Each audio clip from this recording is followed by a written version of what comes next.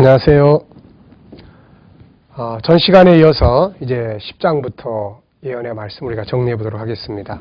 여러분들의 그 교재는 82페이지에서부터 진행을 하도록 하겠습니다. 교재를 참고하시면서 강의에 귀를 기울여 주시면 되겠습니다. 여기를 보시면은 이제 2장부터 전체적인 내용을 이렇게 쭉 도표를 그려놨습니다. 그 이유는 이 다니엘서의 궁극적인 예언의 그 목표가 뭔가를 여러분들이 이해하시도록 하기 위한 것입니다. 자, 맨 끝은 항상 뭐예요? 예수 재림과 하나님의 나라입니다. 다니엘서 8장만 구약의 마지막 때를 다루고 있고 나머지는 다 예수 재림과 하나님의 나라 2장, 7장, 그리고 9장 그리고 이제 역시 10장부터 시작하는 마지막 내용도 역시 그 끝은 예수님 재림과 하나님의 나라가 임하는 내용으로 되어 있는 것이죠. 그래서 인류의 역사는 궁극적으로 어디를 향해서 가고 있냐면은 바로 하나님의 나라 운동의 완성을 향해서 가고 있는 것입니다. 그렇기 때문에 현실적으로 보면은 우리의 미래가 여러 가지 뭐 전쟁의 위협이나 뭐 경제적 난국이나 뭐 사회적 갈등이나 빈부의 격차나 수많은 어려움들이 도사리고 있지만은 그러나 궁극적으로는 인류의 꿈이 실현되는 저와 여러분의 꿈이 실현되는 거룩한 나라가 이렇게 임하게 된다고 하는 큰 희망을 우리가 가지고 살 수가 있게 되는 것이죠. 자, 그러면 이제 우리가 10장, 11장, 12장 이것은 하나의 내용입니다. 그래서 이 내용을 우리가 한꺼번에 정리를 하도록 그렇게 해보겠습니다. 그래서 10장, 11장, 12장은 세 가지 파트로 정리를 할 수가 있습니다. 하나는 서론. 이 서론은 10장에서부터 11장 1절까지. 자, 서론은 여기다 조그맣게 적겠습니다. 서론은 10장부터 시작해서 11장 1절까지입니다. 이게 서론이에요. 서론. 그 다음에 이제 본론은 11장 2절부터 시작해서 12장 3절까지입니다. 그 다음에 이제 결론은 12장 4절부터 시작해서 마지막 13절까지가 마지막 결론적인 부분이 되겠습니다. 그래서 10장 1절부터 11장 1절까지 서론, 그 다음에 11장 2절부터 12장 3절까지 본론, 그 다음에 12장 4절부터 13절까지가 바로 결론. 네. 자, 그래서 이제 요 10장, 11장, 12장은 이렇게 세 파트로 나눠서 우리가 정리를 해볼 수 있는데요. 이 중에 이제 서론은 뭐냐? 네. 서론은 계시의 배경에 대한 이야기예요. 계시의 배경. 내가 언제, 어디에서 누구를 만났고 어떤 이야기를 들었다. 계시의 배경에 대해서 설명하는 부분이에요. 그 다음에 이제 본론은 그가 받은 계시의 내용을 다루고 있어요. 근데 계시의 내용이 두 부분으로 나눠져 있습니다. 하나는 구약의 마지막 때. 자, 우리가 구약의 마지막 때 그러면은 성경 어디 생각할 수 있습니까? 바로 이 다니엘서 8장을 생각하면 되죠. 다니엘서 8장 우리가 구약의 마지막 때 어떤 일이 벌어지는지, 그래서 구약의 마지막 때 사건을 다루고 그 다음에 신약의 마지막 때 사건을 다뤄요. 그러면서 세계 정치적 역사의 흐름이 구약의 마지막 때 비슷하게 신약의 마지막 때도 형성이 된다. 이거를 설명하는 것이 바로 다니엘서 10장, 11장, 12장의 예언입니다. 그래서 이 다니엘서 10장, 11장, 12장은 종합판이라고 말할 수 있습니다. 전체 지금까지 봐왔던 것들의 종합판. 이 모든 일들이 언제 어느 시점에서 시작이 되고 어느 시점에서 종결이 되고 어느 시점에서 벌어지는 이야기들이냐, 이런 것들을 우리에게 종합적으로 보여주는 내용이 되는 것입니다. 자, 그러면 이제 먼저 10장 1절부터 우리 한번 살펴보겠습니다. 자, 10장 1절을 보면은 역사적 상황이 조금 더 바뀌어 있는 모습을 우리가 볼 수가 있습니다. 여기 보면 이제 바사왕 고레스 3년에 이렇게 이야기를 해요. 바사왕 고레스 3년. 그러니까 바사왕 고레스 3년이라고 하는 것은 뭘 말합니까? 이미 유다 백성들이 이제 예루살렘으로 돌아간 뒤에 이야기다. 그런 이야기예요. 왜냐하면 다니엘서 9장은 메데 바사의 연합국에서 메데 쪽에 있던 왕 다리오가 통치를 했는데 이 사람의 통치가 이제 끝나고 이제 다리오 시대, 바사 시대, 그러니까 고레스 시대가 돌아왔는데 이 고레스 원년에 에스라스 1장을 보면은 고레스가 왕이 된 첫 번째 해에 돌아가라는 명령을 내립니다. 그러니까 이 지금 고레스 왕 3년이라고 하는 것은 유대인들이 그 땅으로 돌아가고 난 뒤에 이제 이 주어진 계시 내용이죠. 근데 이때 다니엘은 돌아가지 않은 것 같습니다. 아마 이때 다니엘의 나이가 어느 정도 됐을까요? 그가 바벨론에 잡혀올 때가 이렇게 청년 때니까 뭐 20으로만 잡더라도 그러면 이제 바벨론에 와서 70년을 살았으니까 70년 뒤에 돌아갔으니까는 그렇게만 합쳐도 다니엘의 나이는 90세가 훌쩍 넘는다. 이렇게 보는 거죠. 자, 90세가 훌쩍 넘으면서도 이렇게 경건되게 살아가면서 하나님의 계시를 받고 하나님과 깊은 교통 속에서 정말 그 나라의 영광에 대한 계시들을 받아서 이렇게 남길 수 있다는 거. 얼마나 참 멋진 인생인지 모릅니다. 만약에 그가 이렇게 장수했다면은 그가 장수했던 가장 중요한 비결은 역시 뭐라고 말할 수 있을까요? 다니엘서 1장에서부터 나타나고 있는 그런 바벨론의 그런 어떤 음식 문화를 멀리하고 또 그런 육식보다는 채식주의, 그 다음에 또 그런 세속적인 어떤 쾌락과 방탕보다는 하나님 앞에서 늘 그 경건되게 살아가는 그런 그 시간, 그 속에서 성령의 감동, 뭐 욕심 없이 살아가는 하늘의 계시를 늘 보고 살았기 때문에 그는 세상 나라에 대해서는 욕심이 없었겠죠. 뭐 그런 것들이 그로 하여금 뭐 편안하고 소망 가운데서 건강하게 이렇게 살아갈 수 있게 했고, 마지막 노년에 이르러서도 이렇게 총명이 흐려지지 않고 이렇게 하나님의 계시의 내용을 더 점진적으로 이렇게 볼 수 있었던 것이 아니겠느냐, 이제 이렇게 생각을 하게 됩니다. 자, 어쨌든 참 복 있는 인물이죠. 자, 그래서 이제 마지막 계시인데 다니엘의 계시는 이렇게 점진적이에요. 2장보다는 7장이 더 구체적이고 또 7장보다는 또 9장이 더 구체적입니다. 8장, 9장이 더 구체적이고 9장보다는 이게 또 더 구체적이에요. 그래서 이미 시대는 자꾸 이렇게 가고 있는 상황 속에서 보게 되는 거예요. 바벨론 지나가고 메대도 지나가고 이제 바사 시대에 그것도 이제 바사왕 3년 때 되던 해에 보게 되는 겁니다. 역사는 이렇게 이제 계시로 주어질 뿐만 아니라 당사자가 있을 때에도 계속 이렇게 점진적으로 발전해 가게 되는 거죠. 그러면서 이제는 종합적으로 구약의 마지막 때와 신약의 마지막 때를 비교해서 그야말로 종합판으로 만들어 놓은 겁니다. 우리가 이 부분을 정확하게 이해를 한다면은 성경의 계시, 하나님 나라의 계시에 대한 내용을 우리가 충분히 다 이해할 수 있게 되는 것이죠. 자, 그러면 이제 우리가 한번 정리를 해보죠. 그래서 10장 1절부터 11장 1절까지는 이제 계시의 배경입니다. 그래서 자기가 어느 시대에 어느 때에 이 계시를 받았다. 근데 안타깝게도 제목을 밝히고 있는데 이 제목은 바로 큰 전쟁입니다. 예, 큰 전쟁이에요. 제목이 바로 전쟁이에요. 화평이 아니라 전쟁이라고 하는데 그것도 작은 전쟁이 아니라 큰 전쟁에 관한 예언입니다. 그래서 다니엘서 10장, 11장, 12장의 제목은 바로 큰 전쟁입니다. 큰 전쟁을 중심으로 한 천국의 이정표예요. 그럼 9장은 뭐가 되겠습니까? 우리가 이미 살펴본 것처럼 9장에서는 예루살렘이 건축되고 파괴되고 다시 건축이 되면은 이제 마지막 날, 끝날이 온다. 그래서 예루살렘 성전을 중심으로 하고 있어요. 그래서 다니엘서 9장은 예루살렘 성전을 중심으로 한 천국의 이정표, 이렇게 우리가 제목을 정하고 있습니다.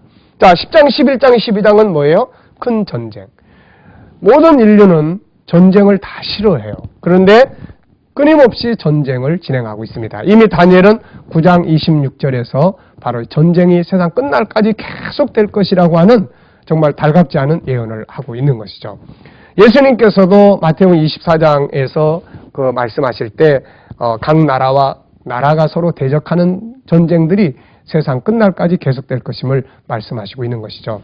전쟁, 정말 좋은 거 아닙니다. 그렇지만은 어쩔 수 없이 또 벌어지고 있는 것, 이런 내용이죠. 근데 이걸 통해서 진행되는 것들이 있어요. 그게 뭐냐면 역사가 이렇게 진행됩니다. 그리고 그 안에서 하나님의 그런 예언의 말씀들이 이렇게 성취돼가는 그런 역할을 하게 되는, 어떻게 보면은 모순 속의 장점이라고 할까요? 이제 그런 부분들도 있게 되는 거죠. 자, 그래서 이제 전쟁 제목을 이야기했습니다. 그가 이 계시를 받고 난 다음에 얼마나 충격을 받았는지 놀랐는지 세 일해 동안을 슬퍼했다고 이야기를 해요. 그리고 난 다음에 뭐 식사도 제대로 할 수 없는 그런 상황이 됐었다 이런 이야기고 4절에는 날짜입니다. 저월 24일에 내가 힛대길이라 하는 큰 강가에 있었다. 아마도 그가 주로 묵상하는 그런 시간들을 가지고 있지 않았을까 이런 생각을 해봅니다. 그때 다니엘을 찾아온 분이 있어요. 다니엘이가 만난 분이 있습니다.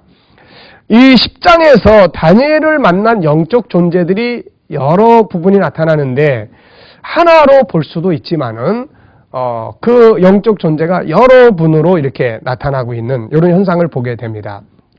그래서 먼저 5절부터 나타나는 이분은 어떤 면에서는 그 계시록 1장의 사도 요한에게 나타난 주님의 모습을 비슷하게 나타나고 있어요. 뭐 세마포시라든지 정금띠라든지 얼굴 뭐 번갯빛 같고 눈은 뭐 햇불 같다든지 또 발은 빛난 주석 놋과 같다든지 말소리는 뭐 큰 무리와 같다든지 이런 부분들이 그래서 이제 어떤 분들은 이제 어떤 학자들은 바로 예수님 성육신 하시기 전에 하나님의 사자로서 이 땅에 오셨던 그런 현상일 것이다 이렇게 보기도 합니다만은 이건 명확한 것은 아닙니다.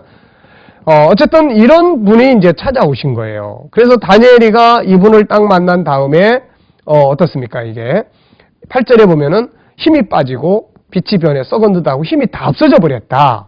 예. 그리고 9절에 보니까 얼굴을 땅에 대고 깊이 잠들었었느니라 이렇게 이야기해요. 그 보통 우리가 집회를 한다든지 이렇게 보면 그 성령의 아주 강한 어떤 그 임재를 겪을 때 이렇게 사람이 힘을 쫙 이렇게 빠진다든지 또 그런 어떤 잠자는 것처럼 입신 상태에 들어간다든지 그런 현상들이 주로 이제 나타나게 되죠. 요한계시록에서 사도 요한이 주님을 만날 때도 역시 그렇게 막 힘이 쫙 쳐져서 죽은 자 같이 된 이런 상황들. 아마도 전능자, 절대자의 힘이 우리 안에 임재할 때이기 때문에 그런 현상들이 생기지 않겠느냐 이렇게 보기도 합니다. 자, 그래서 이제 다니엘이가 그런 상태에 있었는데 10절에 보니까 한 손이 있어 나를 어루만집니다. 그래가지고 은총을 받은 사람아 일어나라. 내가 너에게 이제 소식을 전해주러 왔다. 이제 이렇게 이야기를 하고 있습니다. 그래서 이름은 안 나타나고 있지만 소식을 전해주러 온 이 존재는 가브리엘이 아니겠느냐 이렇게 생각을 해볼 수 있죠.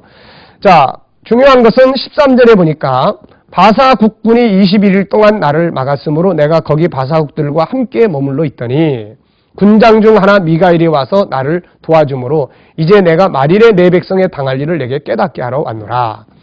예, 이 이상은 오래 후의 일이다 이렇게 이야기를 합니다.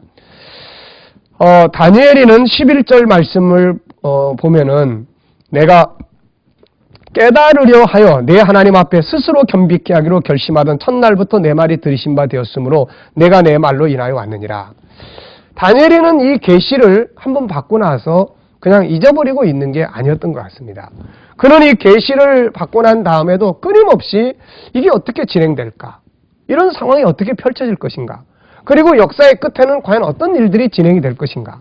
이런 것들을 계속해서 기도하면서 묵상하는 가운데 하나님 앞에 또 여쭤보고 하나님의 그 도우심을 구하고 계시를 더 구체적으로 이해하고 알기 위해서 그렇게 기도하고 묵상하고 했던 것 같아요. 그러니까 우리가 이런 자세를 가져야 됩니다. 한번 딱 공부했다고 해서 야 이제 끝났다, 다 알았다 이게 아니라 이게 이제 이루어져야 되잖아요. 그러니까 계속해서 말씀 속에 있는 계시에 더 확실성 있게 더 보완해서 연구하고 세상의 역사를 더 깊이 살펴보면서 이게 어디까지 이루어졌는지도 살펴보고 그러면서도 우리가 현실에 우리 요즘에 방송 뉴스 많이 보지 않습니까? 그런데 맨날 드라마라든지 뭐 이런 것만 보지 말고 바로 그런 뉴스에 대해서 세상이 어떻게 돌아가고 있는지 그러면서 이 계시의 말씀이 어떻게 진행되고 있는지 또 우리가 기도하는 가운데는 역시 계시의 말씀이 어느 만큼 진행돼 가고 있는지에 대한 지혜를 얻기 위해서 기도하고 이런 것들이 바로 우리가 다니엘로부터 배워야 될 바로 그런 자세다 이렇게 볼 수 있습니다.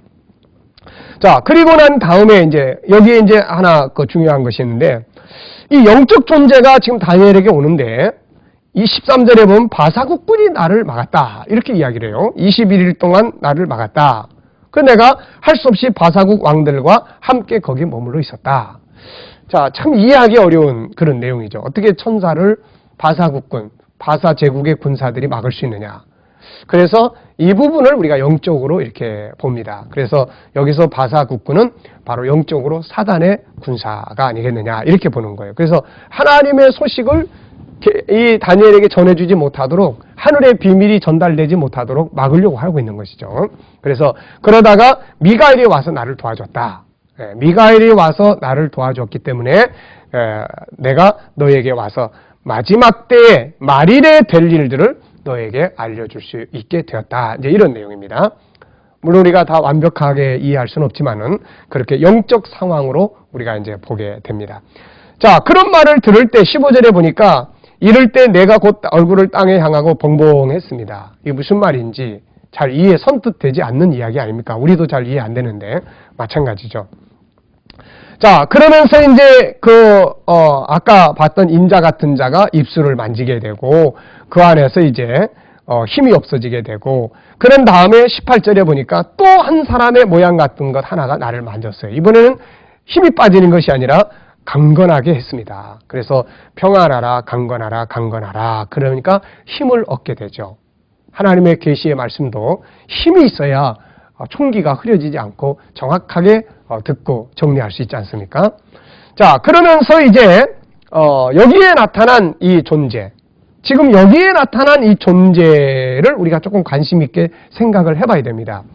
자, 그래서 일어나라 힘이 나서 가로되 내 주께서 나로 힘이 나게 하셨사오니 말씀하옵소서. 그가 이르되 내가 어찌하여 내게 나온 것을 내가 아느냐? 내가 어째서 너에게 온 줄 아느냐? 내가 어찌하여 너에게 나온 것을 내가 아느냐? 이렇게 물었습니다. 예. 내가 너에게 온 이유를 네가 아느냐? 이렇게 물었어요.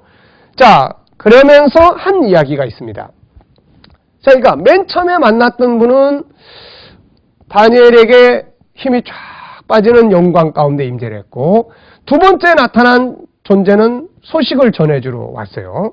그 다음에 이제 세 번째 나타난 존재는 힘을 강건하게 북돋아 주는 존재이면서 이런 질문을 한 겁니다. 내가 왜 너한테 온 줄 아느냐? 이렇게 물었어요. 다니엘이가 이걸 알 수 있는 상황이 아니죠. 그래서 이 천사가, 이 영적 존재가 계속해서 이야기를 해주는데, 우리는 이 존재를 생각할 때 기억해야 될 부분이 하나 있어요. 그게 뭐냐면은 다니엘서 7장 2절에 나타나는 하늘의 네 바람입니다. 7장에 나타나는 네 바람. 자, 우리 이거 공부했었죠. 네 바람. 이게 그냥 바람이 아니라 하늘의 네 영들이라고 이야기를 했습니다. 네 영들. 다시 말하면 하나님의 뜻을 이 땅에서 진행될 수 있도록 돕는 영적 존재들이다. 이런 존재들이 움직임으로 인하여 어떻게 돼요? 역사의 수레바퀴가 진행되는데 이런 나라들이 등장하기도 하고 사라지기도 하고 하는 그런 역사를 움직이는 배후의 영적 세력이다. 이렇게 우리가 정리를 했습니다. 바로 그 존재가 온 거예요. 그 존재가.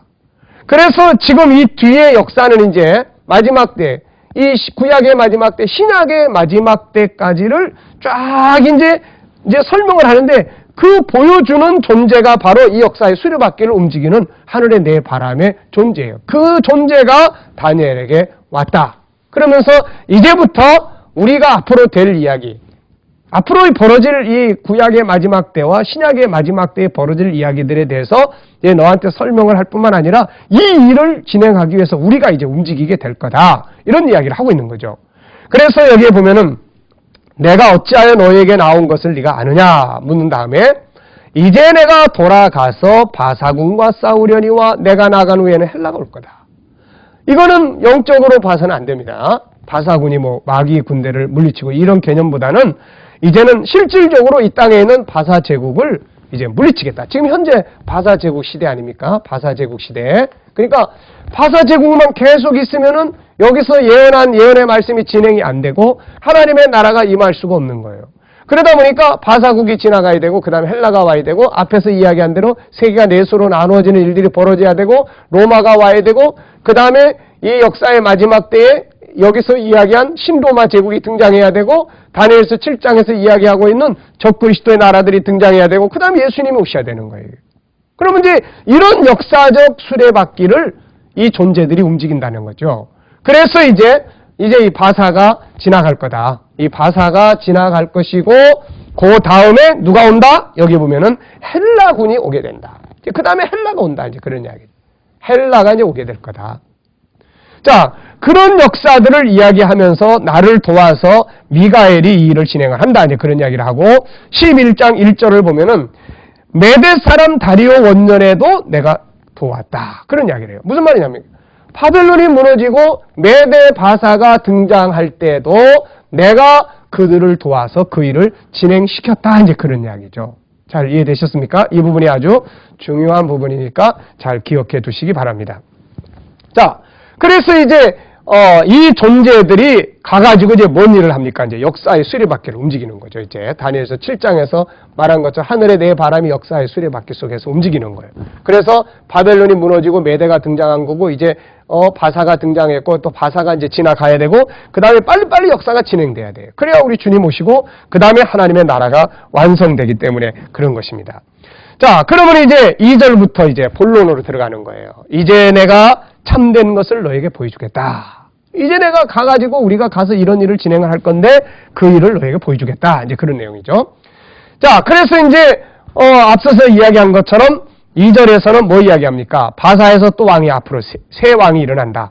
그 후에 넷째는 그들보다 강할 것이고 그가 부요함으로 강해진 후에는 모든 사람을 격동시켜서 헬라를 공격할 거다. 자, 다니엘서 8장의 이야기입니다. 먼저 메대 바사가 등장을 하고 헬라가 등장을 하는데 공격을 하게 되는 거죠. 그래서 어느 나라가 이깁니까? 이제 메대 바사가 이제 지나가는 거니까 망하고 헬라가 이기는 거죠. 헬라가 이기게 됩니다. 자, 그래서 여기 이제 본론은 자, 두 개로 나누는데 하나는 11장 2절부터 그 다음에 11장 39절까지예요. 네. 요거는 구약의 마지막 때. 또 하나는 11장 40절부터 12장 3절까지는 신약의 마지막 때. 네. 자, 구약의 마지막 때의 이야기는 어디 걸 보면 돼요? 다니엘서 8장 걸 보면 돼요. 그러면 여기 이렇게 메데바사 지나가고 헬라가 오고 알렉산더 죽은 다음에 당시의 세계는 어떻게 돼요? 이렇게 넷으로 나눠진다. 그리고 여기 북쪽에서 한 왕이 나와 작은 뿔, 적그리스도가 나와서 예루살렘 성전을 더럽힌다. 그리고 정치적으로는 로마가 접수되고 로마에 접수되고 그 다음에 메시아 초림이 이루어지게 된다. 이런 이야기예요. 이게 이제 바로 8장에서 그대로 다 우리가 본 대로의 이야기입니다. 이게 그게 11장 2절부터 시작해서 11장 39절까지 언제 구약의 마지막 때에 되어지는 이야기를 하고 있다. 그럼 이제 구약의 마지막 때 상황을 보면은 어떻습니까? 정치적으로는 당시 세계가 넷으로 나눠져요. 동서 남북. 그러다가 북쪽에서 적그리스도 작은 뿔이 등장하고 그가 성전 더럽히다가 그 다음에 예수님 초림하시는 이런 과정을 갖게 된다는 거예요. 그래서 요거는 이제 8장에서 이야기한 대로 그대로 진행되는 것이 바로 11장 2절부터 11장 39절까지의 이야기다. 그런 이야기예요. 자, 그 다음에 이제 요거를 배경으로 해가지고 신약의 마지막 때도 세계가 그런 형태의 정치적 상황이 온다는 거죠. 그런 형태의. 그러니까 세계가 넷으로 나누어지는 이런 정치적 상황이 온다 하는 것입니다. 자, 그래서 이제 우리가 그런 부분들에 대해서 그러기 때문에 이 예언의 말씀은 구약을 먼저 설명하고 그와 비슷한 상황이 신약 마지막 때 일어나기 때문에 이렇게 정리를 하고 있는 것입니다. 자, 그래서 본론은 11장 2절부터 11장 39절까지 둘로 나눠지는데 이건 구약의 마지막 때. 그 다음에 11장 40절부터 12장 3절까지는 신약의 마지막 때. 이것을 기록해 놓은 것은 다니엘서 8장. 이것이 다시 예언되고 있는 것이 요한계시록. 네, 이렇게 보시면 됩니다. 네, 이게 핵심적인 포인트예요. 자, 다음 시간 계속 이어서 하도록 하겠습니다. 이 시간에는 여기서 마치도록 하겠습니다. 자, 수고하셨습니다. 감사합니다.